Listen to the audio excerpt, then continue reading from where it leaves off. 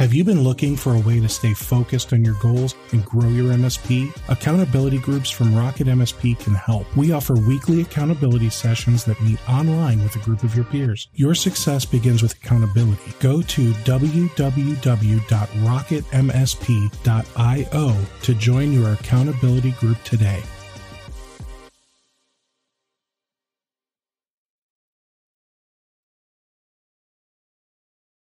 Hey there, welcome to another episode of the RocketMSP podcast. I'm joined again by Andrew Crespo-Roman from HoneyCRM. Welcome, Andrew. Hey, what's up, Steve? Thanks for having me back. Absolutely, man. I'm excited because I get to play with HoneyCRM more. Speaking of which, I just wanted to show you something here and do a little bragging. So if I look at my HoneyCRM, first of all, you'll see I even started branding it. But if I look here, I've already gotten 7 leads, which I know doesn't sound great. But if we look at July, we'll see that July I had 52. Did you know that I haven't actually sent anything yet in August? All of these leads are either just people going to my website and filling out that form on the homepage, or people filling out the form from the email I sent last month. It's great, man. It means you got a good list. I'd like to think so. So huge thanks to you guys for helping me get that form set up on the last video, because that I think was a huge help. Not just for me to see some things in here, but it was actually a huge help for me because I learned that my website, the Kajabi platform, doesn't like certain people's email addresses. So it was rejecting them registering for the event, even though they were actually giving me a good email address. And I know because in HoneyCRM, I saw, some people try signing up 20 times. Like, it was crazy. Just the number of times people tried signing up and filling out that form and being told that there's a problem with their email. Well, that's good that Honey did that. I'm really happy that I was able to, help you capture those.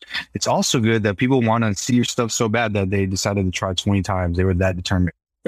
It's a little crazy, but yeah. I agree. It's super awesome. So enough with this marketing dashboard here. I want to kind of dig in for just a quick minute.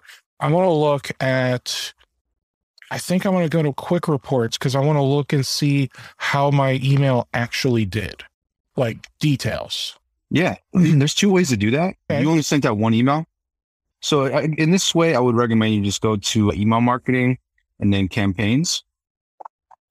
And then under sent, you'll see the one that you sent out. Yeah, you can see that one right there too. That's actually another way to just look at it. If you click on the actual name of it itself, it'll take you to the analytics for it. You see right here, you got a lot of people that clicked. You got some really good open rate, really good click-through rate. And then obviously you got a lot of form submissions too. So to look at like a little bit deeper to the details of who actually it was that did this, you go into recipients and then you can see from here. And what's cool about this table is that, so you can see all the opens and stuff. But what's cool about it is you can filter out, like, so say that you want to just reach out to some people that maybe they didn't click on something, but they opened an email a certain amount of times, like those people that opened it 4 times, they were obviously interested to a certain extent, but it just may have been that they didn't just take the initiative to click on something. Maybe they saved your email, but didn't get to that point. But what you could do is you could, on the checkboxes to the left, is once you see you have everything already filtered out, you could click the whole page or just select a few of them. And then you would click email, or you could actually move them to a list or change their statuses, for example. But my favorite part is that you can click email, which is the top left button right next to the checkbox. Ooh. Yeah. And then you can just follow up with these people just kind of based off of specific criteria, So I just select. So what's really cool is I see that select all. So I could come in here and I could go to opens and I could make it greater than 0 because that means they opened it.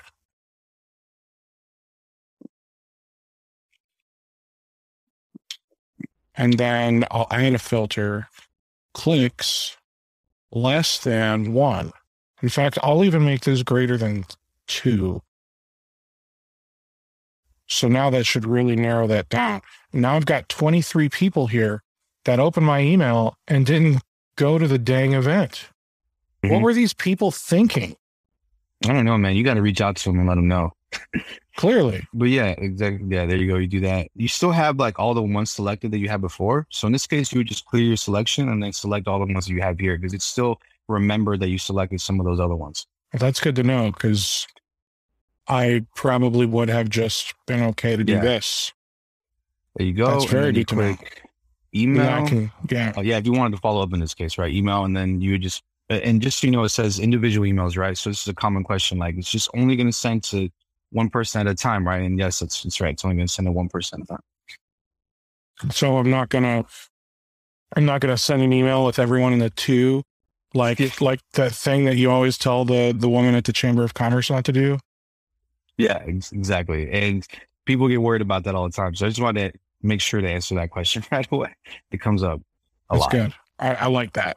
And then if you look, I feel like the vendors did a lot better job opening the email than the prospects did, or the MSPs, I should say. And then I actually did an A/B test, and I think all I changed was the subject.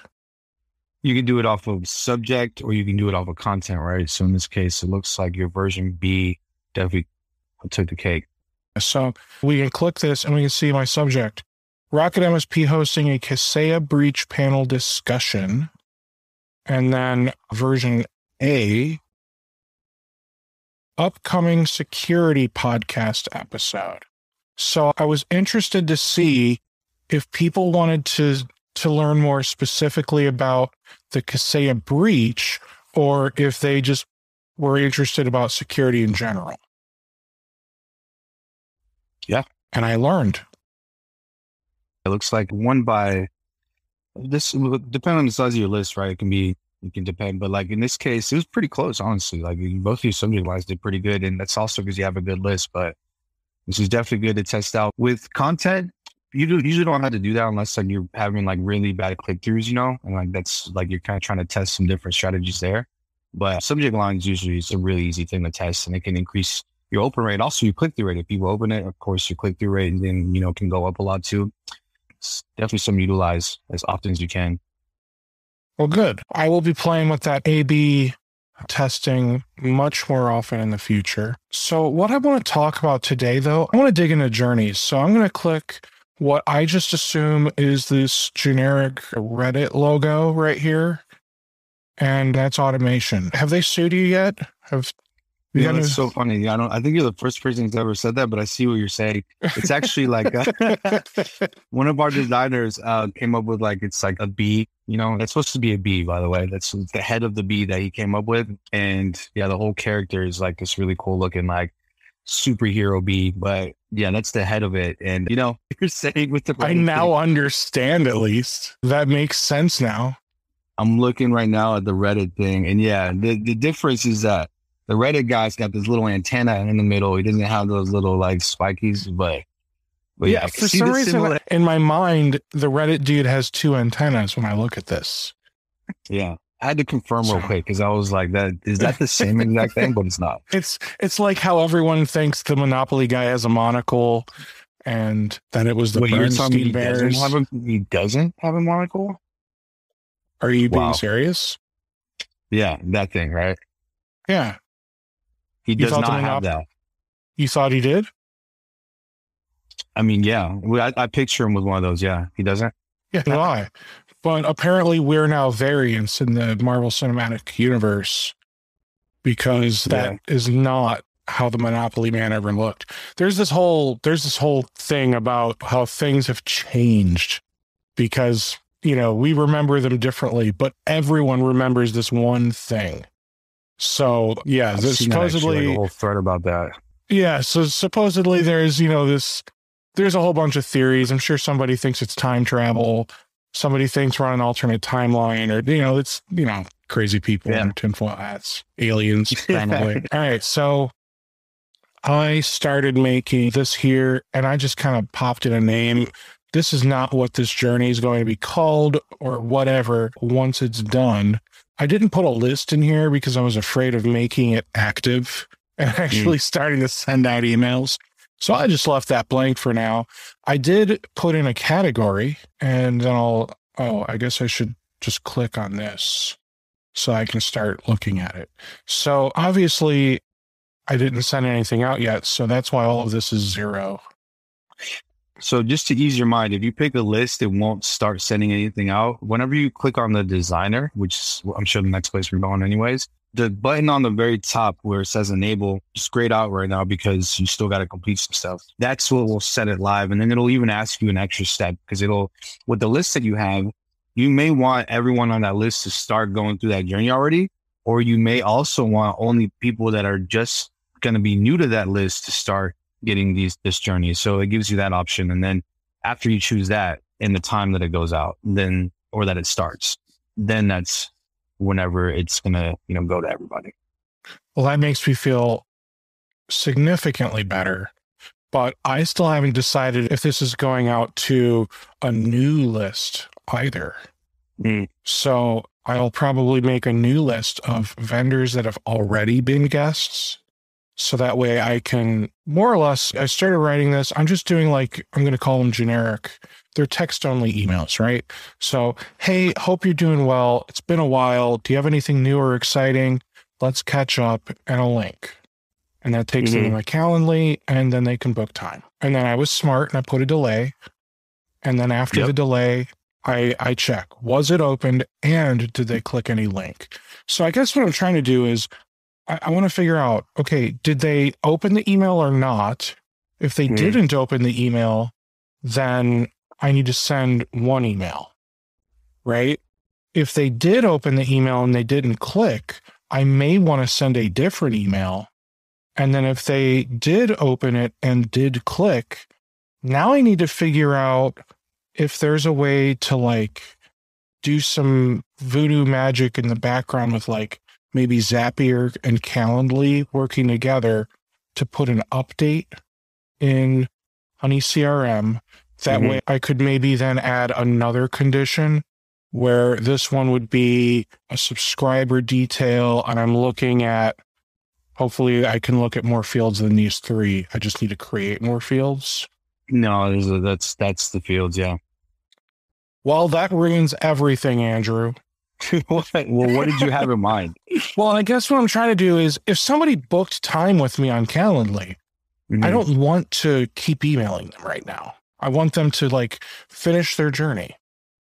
Okay. So there's not integration for Calendly or anything, or the Zapier as we spoke of before. But what you can do is you can do it to where if they had a specific link click, which would be your Calendly link, and if they clicked on that, then, you may be able to then assume that they're with to schedule something. Otherwise, I'm sure that there's going to be some clicks where people go and they didn't actually go through with scheduling it.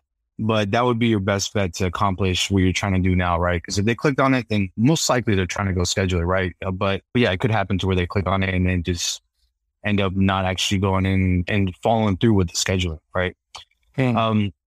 So I want to make sure, because you had a lot of different steps you want to do. So on the first one, if they opened and clicked any link, you wanted something to happen, right? So in this case, you could kind of just need to put if they had any link clicked, then you can just put that one, because then it'll just really what you're trying to do is only if they click the link, because if they opened it, you're not going to do anything in this case. Is what I'm getting from it. If they only opened it. So if they opened the email, but they didn't click the link, I want to send them a follow-up email, because I know for certain that they supposedly opened the email and they read the email, but they didn't click. Got it. Okay. But I also want to, and I want to send an email to somebody that didn't open the email, didn't read, didn't click, didn't do jack. They just ignored me like an a-hole. I need to send them something too, Andrew. Well, then there's a way to do that. So there's a way to on the second condition where you have on the no side, which means that they didn't open or they didn't click on anything. So you can go down and you can check again, they didn't meet the 2 criteria in this case. So actually below your delay where it says 17 days, below that, go to your condition and you can click on, just click on edit. And then you can actually backtrack to the very first one. You can have it check the first email again. So you can say, was email number 1 open? Mm-hmm. And if it was opened, then, you could have a series of things happen. And if they didn't open your email even, then you could have another series of things happen, right? So you could do that in this case to accomplish what you're trying to accomplish. So you can do that for this one and the other emails. So you can have it be for both. But wouldn't I want to put that here?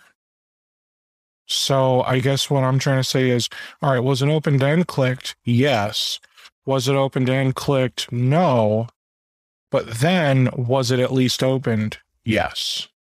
So you don't want that email to go to them if it wasn't. Okay, yeah, for sure. That makes sense. So you wouldn't want this email to go to anybody if they did not meet that criteria. So then, yes, you're right. It would be that condition goes there, and then it would check that condition and was it opened? And in this case, yes.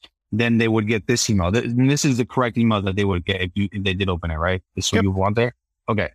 So then, yeah, on the other side, of course, then you would put like if it was not open, then you would kind of keep nagging them, and being like, hey, why didn't you open my email? And that is literally what I'm going to do. I'm going to add an email, and I'm going to edit this. Call it what the heck. Are you avoiding me? And then it'll be from Steve Taylor. Not a good sales tactic, by the way. What'd you say? Not a good sales tactic, by the way. Oh, I don't care. I know you wouldn't actually use that anyway. But you don't know me. What if I will? I thought I did. You never know somebody. Like, you think you do right, but the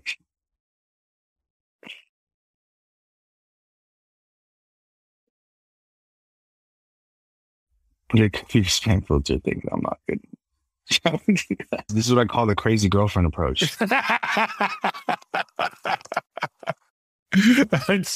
That's my approach when I'm just writing up something ridiculous to be on one of our recordings.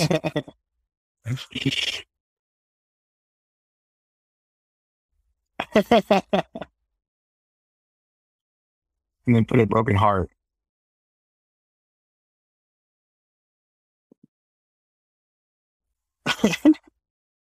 There we go. So we'll save that, and then that's what they'll get when it's a no. This is what they get when they at least open the email.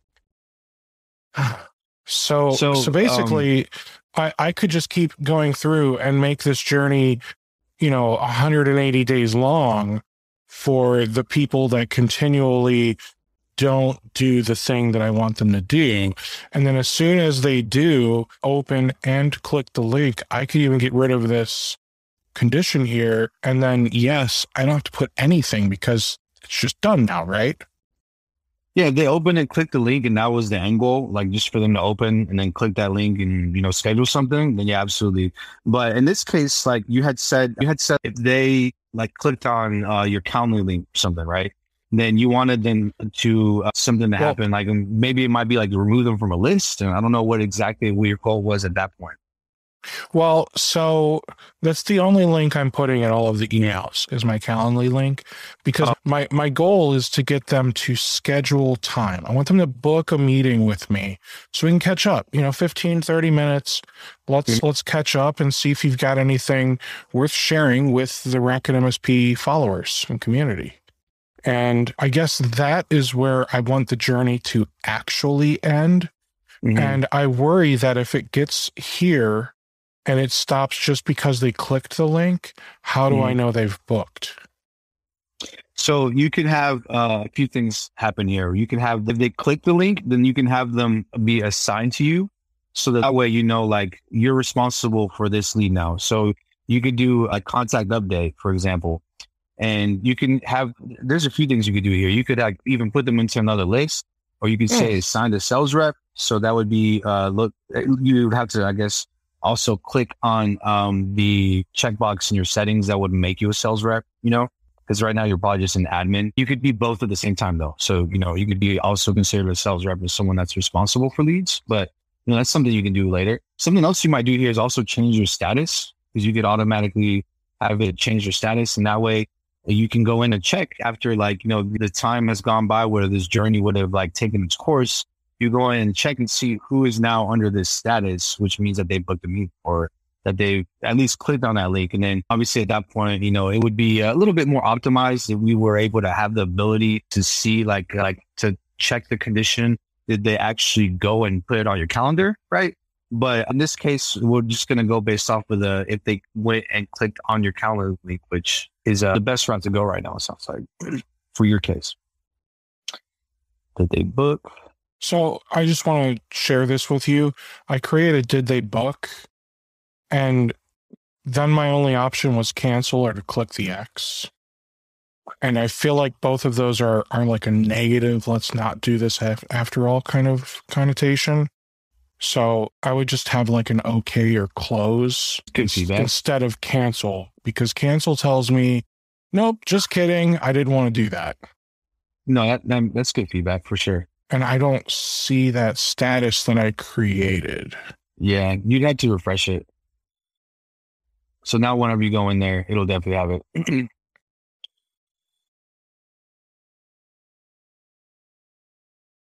All right. So if I change the status to Did They Book? Then here's where my brain goes I sometimes wonder if I'm putting the cart before the horse or if I'm letting the tail wag the dog or whatever analogy you want to use, right? So when I get to here, okay, so I changed the status. Is there a way where when I log into Honey, I'm here, I'm at my dashboard. Now I want to see a little widget that shows me status. People, did they book? So not on the dashboard, but you can go to your leads where it says all leads. And then at this point, you would just filter out to see that status. That's the best way I can recommend for you to do that. Okay,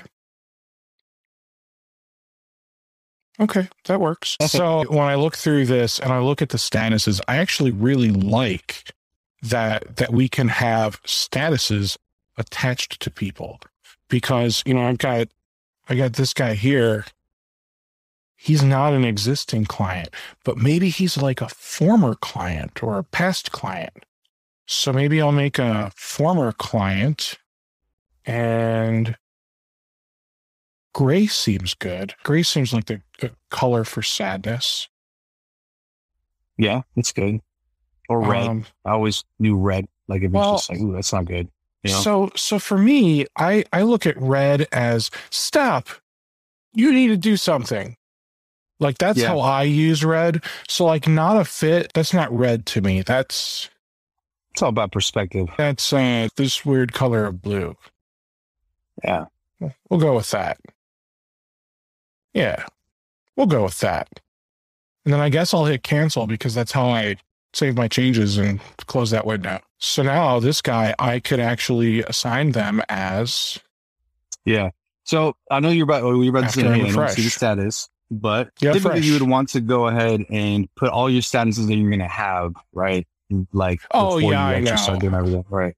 I know. I don't actually have a plan for this, Andrew. I just kind of wing it as I go through my CRM.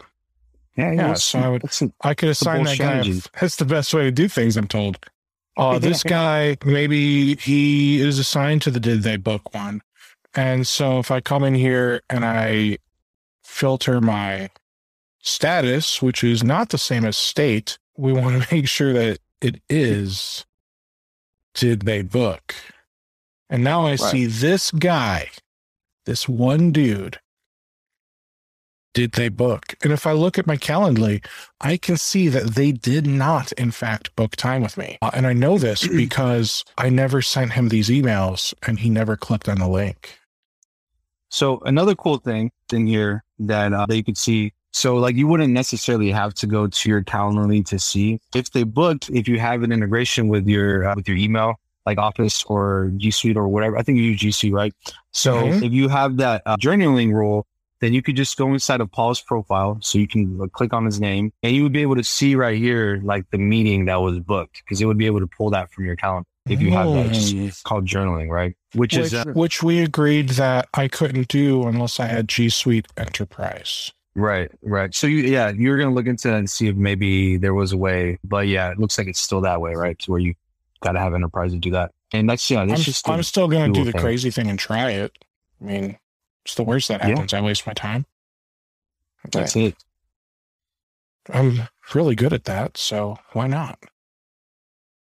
All right, so I like that. And I gotta say, man, every time I come in here, I just really enjoy looking at your system because it's really pretty. I know it sounds like I'm trying to kiss your ass, but it really is just delightful to be in this system because it's snappy and it's pretty to look at. We put a lot of time into the UX and UI, so thank you. Yeah, we definitely meant for it to be easy on the eyes and just easy to navigate, right?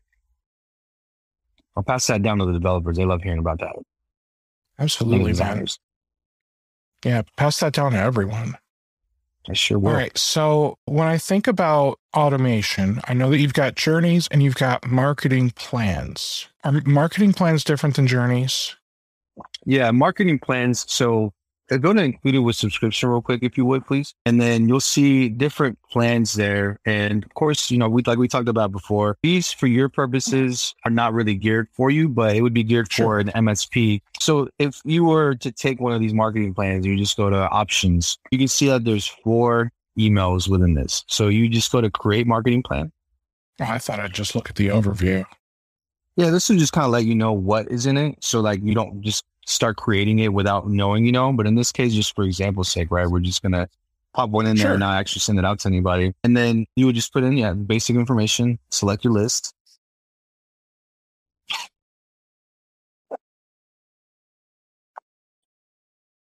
I love having Apple because I can do things like this and make little shortcuts. Oh, that's cool, man. I've been meaning to mess with that little automation widget that it has on my Mac to see how I can make life easier. Excuse me. Automation? So, do you mean the Automator program? Yeah, that. I have not done that because it seems difficult. But with macOS Monterey that's coming out soonish, they're adding the Shortcuts app. Yeah, I messed with it a little bit, and it was cool because you could just you could literally just make it to work, kind of like you just did. You just put in some commands, and then it'll automatically put in, like in this case, what I was doing is putting in like a whole phrase, because usually I was like saying the same thing for people to book like a meeting or something, instead of having to type that out every time, just click a couple buttons and then it types out the whole phrase for me. So that's cool. And supposedly there's a lot of other things you could do. But yeah, so what you would do here is you would just pick a date that you wanted to start. I did. And right there. Yeah, exactly. So you would pick the date, and then it would then, as you see, trickle down and put in this case, they're all set a week apart. So it would set your campaigns up to be a week apart. And depending on how long the marketing plan is, like right now, most of them are like 4 emails, but you could also always create your own marketing plans so that like if you ever kind of do some repetitive type marketing, or like you're constantly adding a list and you want to keep putting people through that, then you could just create a marketing plan that's as long as you want it to be. And then this way it could even have everything already attached to it if you want it to be, whenever you create a plan. So that way you're just going and clicking on your calendar, selecting the list, and then the rest is done, right? So the biggest difference here with journeys is that... Can I say it? What's that? So from what I see, the reason you would use a marketing plan is if you want this to be a drip campaign where it doesn't need conditional if then or any of that stuff. Whereas a journey, you're allowed to do conditional stuff. And, if they did something but didn't do another thing, it sends them different emails based on their actions. Yep, that's exactly what I was going to say. You took the words right out of my mouth. So I can now completely understand why you would want one instead of the other. Right. I still want a journey, but I could see myself doing a marketing plan. Now, I got to share with you, I really liked that calendar. Is there like a way to get to that calendar looking view without going into marketing plans? Yeah, there is. So you could go to your marketing section, which is that top left, like bullhorn looking. Yep, right there. And then calendar, and then that's where you would look at everything. So I have hopes and dreams for this calendar right now as I look at this, because I love that you've got, a cute little icon here, and you can show me that this is an email that's going to go out on the 19th, right? Right. Man, how cool would it be if eventually HoneyCRM was able to help me with automating my social media posts? And then I saw a little like Facebook icon and LinkedIn icon for all the posts with maybe the first couple of words of the post or the title of the whatever, right? Similar to how this shows the CTA landing, plain text, etc. That way, this could be like my true marketing plan calendar. Like I wouldn't even care if this showed me my Google Calendar. In fact, I'd probably prefer if it didn't, if I had like a marketing calendar where I could see all of my marketing in one place. So that is the plan, actually. That's the plan for Honey, is just to be able to manage all your marketing, even down like social media, down to like PPC and even SMS. So that's part of it. That's the grand vision. And I mean, eventually we want to be able to have you work out of Honey to do everything, even anything that your PSA tool does, right? But we're working on the whole thing is that we didn't see like all these PSAs and, MSP tools that are out there. We didn't see that there was really one that focused on making a marketing and a salesperson efficient. So we wanted to set out to make something for that. And then the rest is, as far as like having a PSA tool, they're already out there. So, we're able to just then become a competitor with something that they don't already have. That's really the vision, to be able to have the marketing side be strong and then make the other side, which is a PSA, which is something that already exists, right? So yeah, we just want to be able to differentiate it. And first, we're tackling this portion of it, as you can see. Now I'm going to beat you up a little bit again, Andrew. Go ahead. You're creating a competitor for something that you said doesn't exist. But I think it does. It just doesn't exist in such a way that it's geared to MSPs. Because that's what I mean for MSPs. HubSpot, there's Keep, which used to be Infusionsoft. There are platforms out there that do exactly what I'm talking about, but they don't integrate with Autotask, ConnectWise, etc. Right? So you definitely have an edge there. But right. And that's what I mean, Steve. I don't mean that we're creating something for like everyone that's not created before, because of course there's HubSpot, there's Keep. I mean, there's other marketing platforms like MailChimp, but we're creating something for our industry that we have not seen created to this extent. That's and that's not the part where I'm beating you up. So I agree with you 100% there. The part where I still am going to beat you up is you're pricing yourself out of the market of probably 65% of MSPs. You're saying the pricing's too high? I'm saying that the pricing for everything is fair, but I still think that there should be something that goes in between free and the middle plan, right? Or a way for an MSP to say, hey, you know what? I just need the email marketing and I don't want to use MailChimp. But I have more than 50 or however many contacts, let them pay for contacts instead of getting unlimited. So that way they can a la carte things together. So that way you're not pricing yourselves out and you still have that 65% of the market share available to you. Dude, after my last month of playing with your software, I 100% see the value in what you are charging, even for the top of the line. And what is it? It's what, $500 a month, if I'm correct? Yeah, $499, right? $400. Yeah. So $499, like for something that you're saying is eventually going to be like the end all be all marketing platform for the MSPs, we're probably months or maybe years away from some of this stuff coming to fruition, but that's an awesome price. And it's competitive with something like HubSpot. Incredibly competitive, especially when you look at to get anything of value out of HubSpot, you're spending $1,600 a month. So I don't see any issue with that price. Oh, and for $1,600, they still limit the number of contacts you can have in your database. So I don't see any problem with what you're charging for the whole kit and caboodle. It's that MSP that price. Is that what you're really getting at? Yeah, I'm looking down at the bottom. And I'm looking at this as, I don't care about the free one. That one's the get your, dip your toes in the water and see if you even want to jump in this pool, right? The first paid plan is even a difficult number to swallow for basically any small MSP. And it's simply because if you look at the small MSPs, Andrew, they don't have budgets. So they don't sit down and say, all right, I've got a $3,600 marketing budget this year and et cetera, right? They almost operate like paycheck to paycheck when they're that small. And saying like, I need to spend, a couple $100 on my paycheck, it becomes difficult. And let's be honest, that is who RocketMSP almost gears its content to. Like I have the guys who can spend $500 a month all day long, but my content is geared to the little guy. And this tool is so amazing. I just want to make sure that the little guy can get in and use it and not be limited to like 50 contacts. Because that's where this is good. This is great feedback, by the way. And I love all the feedback. I don't feel beat up at all. This is great. I take in the constructive, criticism well. And, I want to talk about this more. So there's three price points. There's $99, right? So it's not a couple hundred, it's $99. I never remember.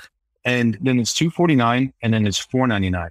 So the $99 one is where you can go in and you get a starter package for email marketing, which gives you more than obviously the free one has. It gives you at least 100 more email templates. Yep, there you go.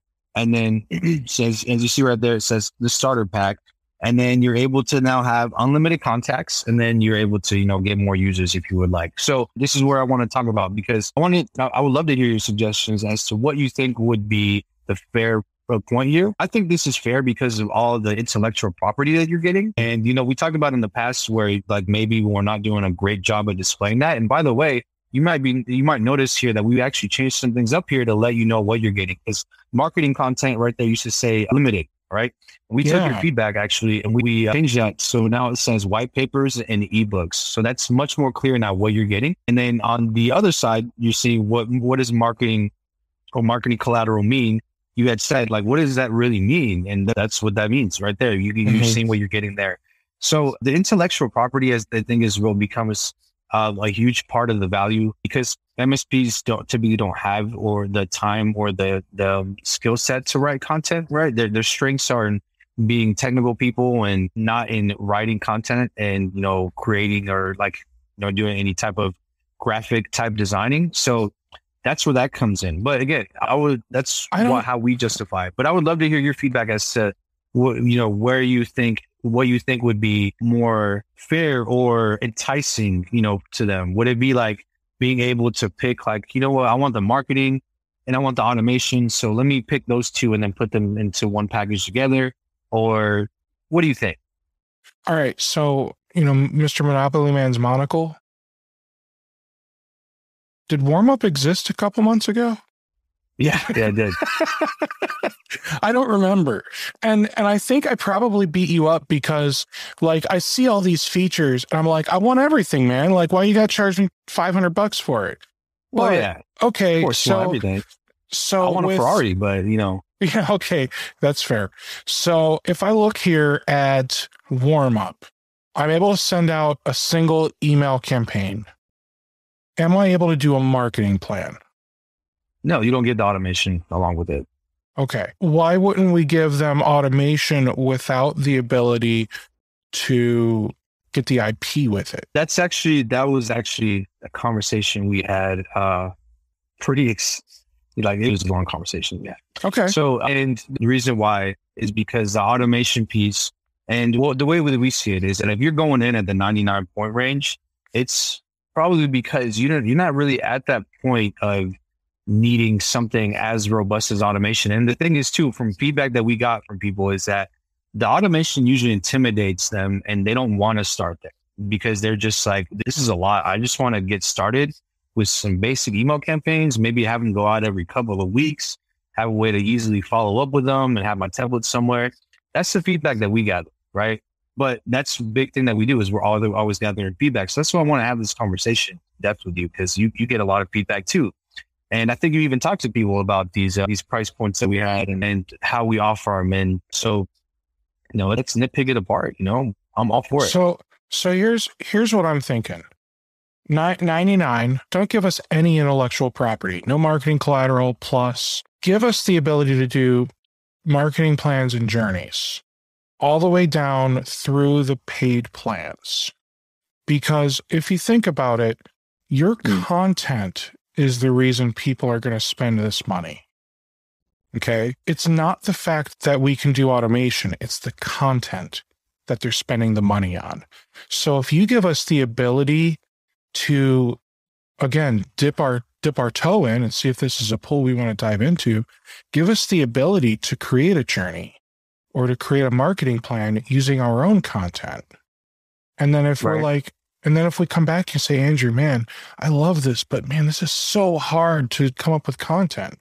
Well, hey, Steve, for $250 or $500 a month, whichever plan you want to go with, we've got a boatload of content already made for you. All you got to do is figure out which one you want to send, tweak it a little bit so it looks more like your brand, and then it's done. Okay, fair enough. That's a good thought and good feedback. Let me ask you this. What would you think about, and just completely speaking hypothetically here, because I wish I was the one that had the power to change all these things, but I'm not. But I can definitely pass this down, and we take feedback that we get very seriously, obviously. So what if there was another option to where you could come in and you could pick the tools that you want, kind of like you said, right? So you could pick, say, I want to pick to get email campaigns. I want to pick to get white papers. I want to now get the ebooks. I want the collateral builder. I want the ability to have the automation or the marketing plans. And basically, let's say you have like a page of like 10 or 12 different like major features that you have that obviously have smaller features within them that you could just pick and put together and just customize what you're looking for mostly. Would that be more like attractive than what we have now to you? Or would it just be more like you're able to start with all the tools, but the intellectual property is what makes you be higher priced down the road? What is your thoughts on that? I will say that picking and choosing is nice for the people that are super cost conscious, but it also makes it, what's the word I'm looking for?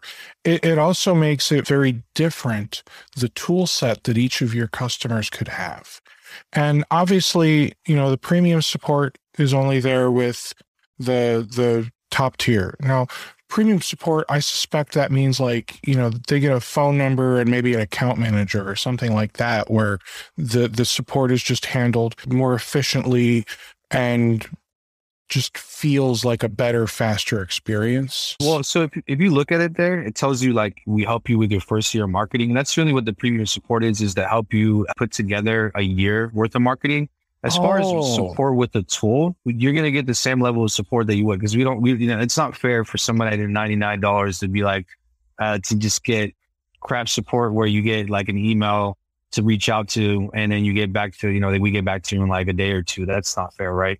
So what it means is just basically that we support you in putting together your first year's worth of marketing. We'll even we give you like a questionnaire, you fill out your questionnaire, and we'll put in all your branding information. We'll like do a lot of the settings for you on the back end. And then we will, based off of your questionnaire, we will put together 52 weeks worth of emails with all the assets attached to them, like the landing pages and the videos and all those things. And then you're just able to take those and either schedule them or kind of tweak them the way you want them. But it just gives you a more like full, like instead of having all the pieces kind of laid out and then you having to put them together, we help you put them together based off of what your goals are, what you're looking to market, Okay. That makes me feel tremendously better when it comes to premium support. I would probably call that something different. I might call that terminology, like marketing concierge, or I don't know, but like literally anything other than support, because I think tech support when I read premium support. Especially in our space. Yeah. I can see how that can get kind of confusing with that terminology for sure. And you even have it spelled out below that and I missed it. Yeah, just because of that word support.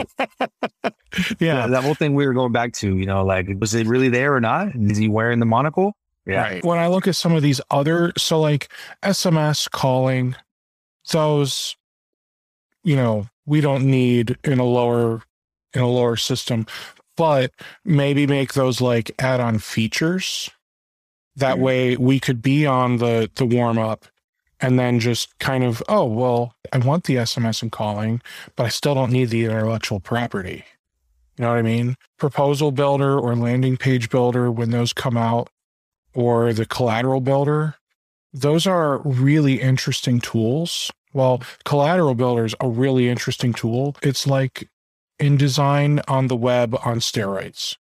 It's awesome. That is probably something I wouldn't include in the warm-up, just because that is now getting into something that's going to take a lot of time and effort, and somebody that's on a warm-up plan probably doesn't have that time and effort to put into their marketing. Mm-hmm. You know what I mean? But the ability to do the automation stuff, I feel like that should be there. And honestly, it, like, when I look at this list, it's 2 checkboxes: journeys and marketing plans. All the other checkboxes can still be X's. And I don't even know if those need to be in the free. Maybe because free is basically warm up, but really limited. You know, to 25 contacts. I was wrong. I said 50 or whatever. And then so just not as much intellectual property yet. Yeah. And honestly, like, the fact that you're giving them a starter pack of IP at 99 is, I'd be okay to not get any of that. Or literally, I don't know, what does the starter pack look like? Like, is it really like one campaign and that's it? Or no, because you don't have campaigns. You get like, well, yeah, we get more emails in that case, right? Which means you get about, I think, around 50 more like plain text emails, which are follow-up emails. And then you get about 50 to, it's around 50, I think, also graphical email campaigns. We're constantly adding more content, so it's hard to put an exact number on it. But, but it's not like we get like a starter pack of like 5 or 10. Right, we're talking dozens. Yes. So we're talking dozens of emails available in the starter pack. The limited could be a dozen or fewer. Yeah, the limited comes with like, I think 60.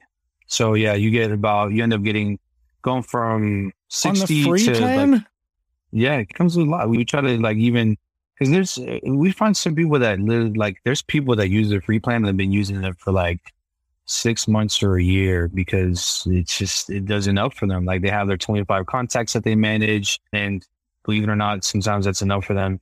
Sounds crazy, but you know, and that's what you need. That's what you need, right? So we give them the tools that they need to even be able to use it until they grow into something more, you know? So that is amazing. I personally would not give them that many email templates on a free plan. So if they're getting 60 unlimited, then they're getting more than that on the starter pack on the warm up, right? Right. Yeah, a lot more than that. At least 3 times more than that. Yeah. So they're getting almost 200 email templates on the starter. Right. And then Contender, are we talking like 400 or 500 emails at that point? Yeah, you're getting up to about a little over 400 emails at that point. And then, of course, then you give them content like, so if you go there, you get to... Well, but so obviously it comes with the white papers and ebooks, but that's down here. So I'm just talking about the email campaign templates. Right. So yeah, if you go there, so let's go back to there. So if you go back real quick, yep, right there, and then go to, I'm sorry, you're at the right place. It's really small right now. It's hard to see. Graphical templates. Here, I'll just make this easier. Yeah, there you go. Graphical templates, and then included with subscription. So this would show you, and you have about, at the moment, I think about 180 here, I believe, maybe a little bit more than that at this point. Yeah, 181. And then if you go to then non-graphical, then you have a bunch here too. So you get a little over 400. This thing you have 139. So that's like having 300. Oh shit, yeah, 300. My bad. I was off on the math. So yeah, you get about 300, and then yeah, a little over that, like 320. Yeah. So full disclosure, I have a pro plan that I'm testing out. So I have the full library. So basically what I'm hearing is the people that sign up for the warm up for $99, they're getting a good chunk of this library. Mm-hmm. That's right. And then the people that are using it for free still have a sizable chunk of this library. Yeah, they have a pretty good chunk. They get like the more basic ones, I would call them, which are like the ones that just don't have like, they typically don't have like graphics, like real photos with them. They just have like illustrative like type, which are considered the more basic ones. But I yeah, like they the still illustrated get ones a good better. chunk. Yeah, it depends on what you like, right? But those are really considered like the more premium ones because they just look, I guess it's just up to opinion though, right? Just all about perspective at that point. But yeah, that's what you get with that. You pretty much just double with, as far as your email campaigns goes, you about double what you would get from the warm up. And then yeah, like I said, right now we're just talking about the email campaigns, but then of course you get intellectual property that you can attach to that, because a lot of times what their problem is that they have the email campaigns, but they're like, I don't have any content to actually like make as a call to action, right? Like I don't have blogs, or I don't have white papers, ebooks, things like that. So at that point, that's like, where that helps out. So the people that are using this thing for free 99, they're going to hate me for what I have to say. The people that would consider Honey, but think that they don't get enough for 99 are going to love me for what I have to say. Probably. Give these guys, I mean, I don't even think they need a starter pack worthy. Like, give these guys limited. Give these guys Jack. Or make limited be like, here's a dozen emails to get you started. Total between graphical and non-graphical. Like, that's starter to me. That's limited. These guys here, maybe give them a few dozen, not like hundreds. These guys are the ones that get that huge amount of intellectual property. The starter pack? The contender is where they start getting all that intellectual property. They still get the full library, but like starter pack, maybe this only needs to have like 50, not 200, or however many you say it gets.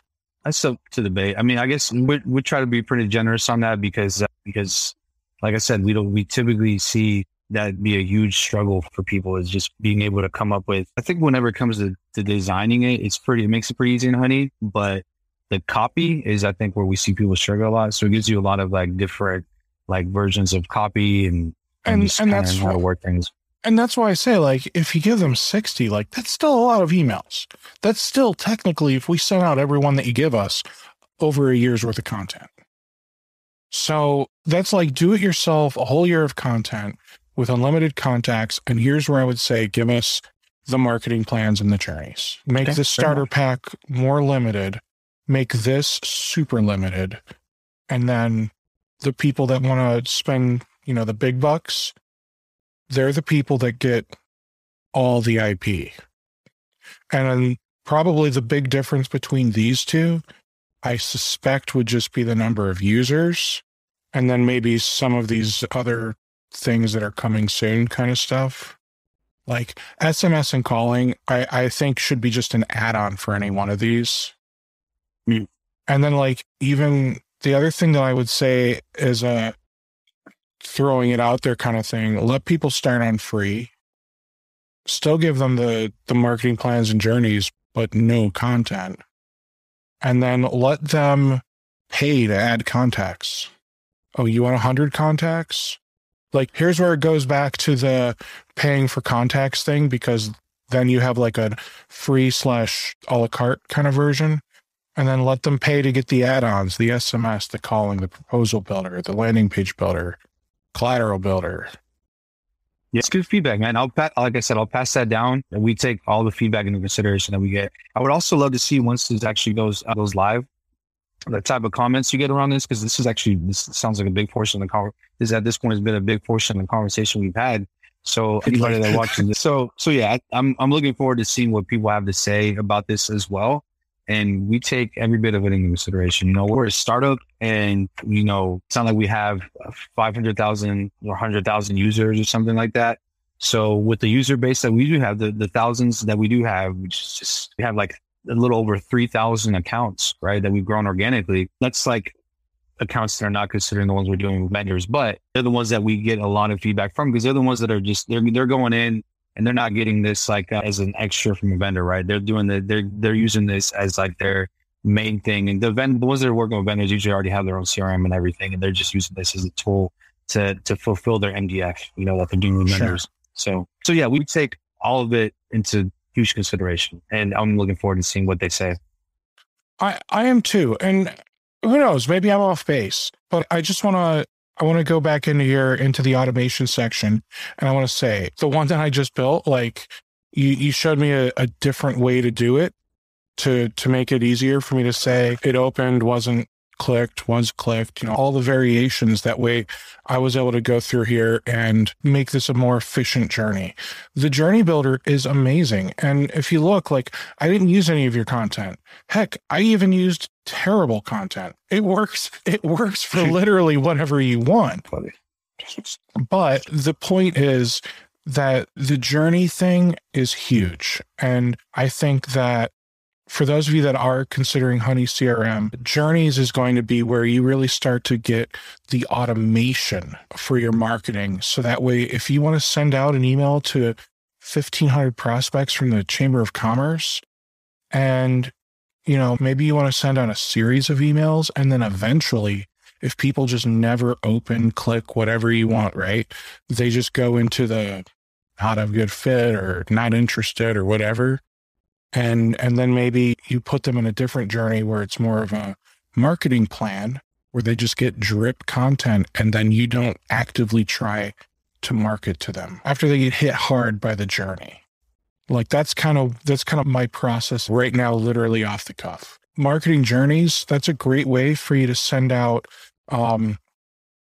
evergreen type of content to prospects and vendors, to prospects and current customers. So, you can send out stuff to your clients to say, hey, you should have 2FA. Here's how to make a good password. Here's why I believe passwords shouldn't be changed every X days, or should, or, whatever your framework says that you should do for your security to be set up properly, right? You can go through and you can build all this stuff yourself, or if you want someone to build it for you, Honey's got it, man. I can't wait to see who you guys end up partnering with, just because I think it's going to be super cool when you start getting some like crazy content in there. Like, for example, maybe you link up with like Tim Golden from the Compliancy Guys, and you have him start writing you stuff maybe where he wants to go over like the CIS top 18 controls type thing. Maybe there's a way for us to turn that information into actual usable nuggets for the end user, for the business owner, decision maker to take and finally grasp why security is important and how it works and why they should do it, and et cetera, et cetera. And I could see a bunch of vendors that need to get linked up with you, link up with Datto and start doing email campaigns and journeys and whatnot for BDRs and backups and Datto Workplace, the Dropbox killer that they have. They've got so many things like the networking hardware, like absolutely. They could be providing a bunch of content like specifically for Datto hardware and Datto services that make it super easy for MSPs to just customize the branding and maybe change I don't know if they have a price or a picture or whatever that they need to change, but like minimal changes and it can be done. Yeah. And I think first episode, I had told you we have something in the works, some partnerships in the works. Mm-hmm. And I wasn't able to tell you about them quite yet because they were not actually signed and finalized. Are things signed? So those are finalized now, and I'll tell you about them. And you're about to hear something that hasn't actually been released yet. We're going to do some press releases on this pretty soon. We're waiting just a little bit because there's some other things in the works as far as our brand goes. We actually partnered with Ingram Micro, and they're also at the same time through them, we're partnering, and they already have partnered with about, I think it's 17 or 18 vendors. And some of those vendors, just to kind of just name some of the bigger ones, is Apple. We got Lenovo in there. We got Citrix, Cisco. We got a lot of vendors. That's just to name a few of them. And right now, there's already marketing content within Honey that their partners are using, but they're only right now the partners that are being sponsored, that have like MDF, And in the future though, we're actually going to be, it's just going to be, if you're a partner of Ingram and then of any of these vendors, then you'll be able to automatically log into Honey, and, you'll have to somehow verify your partnership. And then you'll be able to pick the vendors that you resell, through Ingram, and you'll be able to get all of their content inside of Honey. And as well as that, you'll also be able to register deals in there. So instead of having to go through different portals to like register deals for each vendor, you'll just be able to do it in Honey for all of your vendors that you're selling for. And that's sorry, there's flying in my face. And that's one of the things we have. Another partnership that we have is also with Marketopia. Another partnership that we've actually got, we've signed the partnership and everything. Again, this hasn't been released yet. And if I get in trouble for telling you this, so be it, whatever. I know it's not going to get out to 100,000 people. Maybe it will, I don't know. But I'm going to imagine just going to get to the few thousand people that watch your podcast. And then I don't see any harm in letting you know about this right now. Because like I said, it's already been sealed and finalized. We're just, working the very beginning of the relationships right now, like just with Ingram, it's already actually over a year that we've had this, but the first year was just a pilot program. And they were seeing is this going to be effective? And it turns out that it went really well. Our partners got a bunch of leads. It went great. So now it's a permanent thing. We're working with them. I'm really excited for all the content, especially with all these partnerships. But I think with vendors, being able to have one place for all of this, and being able to automate the branding of your content is going to be really big. So just want to let you know about that. That honestly is awesome. So when we'll be able to start doing anything with content from the vendors with Ingram? I wish I could give you a solid timeline, and I'm hesitant to give you even kind of a guesstimate against my best judgment. Is a lot of it based on development still? Getting the software to do the thing? Not necessarily. A lot of it is there's with such a giant company like Ingram, and then the other vendors too, that you have to go through legal departments and all that stuff. And that takes probably 80% of the time, most of the time to get everything going.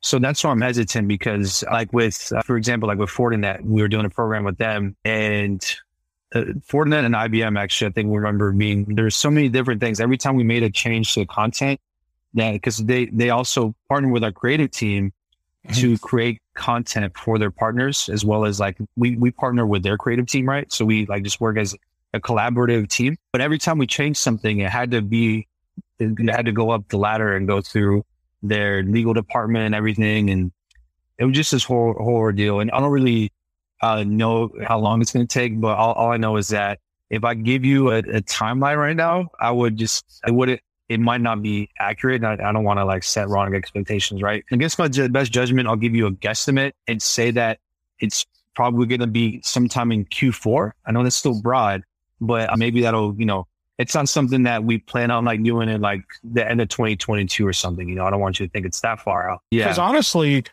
I was getting excited over something that I thought might be in Q2. Yeah. And it could leak over into I think Q1, and it could even go there, but I don't think so. It just dealing with the legal departments and everything is a whole different ordeal. And again, this is just, they don't want you to somehow misrepresent their brand or something. And even if you accidentally use a logo that may have been a little an older version of their logo that they had or something that's not, obviously that's something easy to avoid, right? But just to let you know, that's a huge deal for them, right? So just to kind of give you an idea of how many layers there is to go through with their department, that it could even be just like that. Because most people probably wouldn't care if you saw an old version of a logo, right? But they care about that stuff a lot. And I see why. They're a huge brand. They have the reputation uphold and everything. I get it. It's just that that's the only downside to it is that it just causes there to be more of a timeline for that, Sure. Now, yeah. I'm unclear. So you said Marketopia is another partnership that you signed? Right. So as far as Marketopia goes, we're partnered with, as you already know, Pronto. That's one that we've already been working with for months now. Marketopia is another one that we partnered with. Was Marketopia and Pronto, we were always really close to them, even in our Try Digital days. And people always kind of thought we were just head-to-head competitors, and probably even hated each other or something. But that wasn't the case. We would even send each other, we all knew each other's strengths. So we would send each other referrals. They would, they would send us referrals. We would send them referrals. And now we get to work together even more closely because they do work with MSPs, obviously, of all sizes. They also do work with vendors, I think, to my understanding, it's like on a consulting level and even sometimes on like a design level, they work with vendors. There's so many vendors out there even vendors that we don't work with currently because we just got a handful of them, right? And whenever it comes to the big picture. But yeah, it's something that we're working on together, not only for our MSP clients, but the vendors that we're working with too. And that's also going to be another thing is that they're going to put also their content inside of Honey so that you could just kind of upgrade to like a package to where you're just like, hey, I see I'm in Honey now. I love all the content Honey has. Oh, but look, now, I need more content, or I want like call services or something. Like Marketopia, for example, will do like call downs for you and set appointments, and they'll take your leads and turn them into appointments and hand them off to you. So maybe you want that layer or two, so you could just add something else on like that. We're just trying to kind of give you the whole ecosystem for marketing and sales. And eventually it's going to keep growing. We're going to keep partnering with more companies because at the end of the day, you should work together with some people that you might even consider competitors. We found that it works out better that way rather than trying to be nasty towards each other or not like just be collaborative, It works out better the other way. That's so cool, man. Andrew, I really appreciate you coming on here and doing this with me again. We're going to get together in a month. And in a month, I will have sent out at least 2 more emails, just individual emails. And my goal is to have a journey, at least one, actually running. And then I want us to kind of review that. And then I'm probably going to have another feature that I want to kind of dive into and figure out how it works. Yeah, let's jump into like the collateral builder or something next time. And and another good one to jump into, I think, would be the reports. We haven't really jumped into that too much yet. So I think that's another good one to touch on.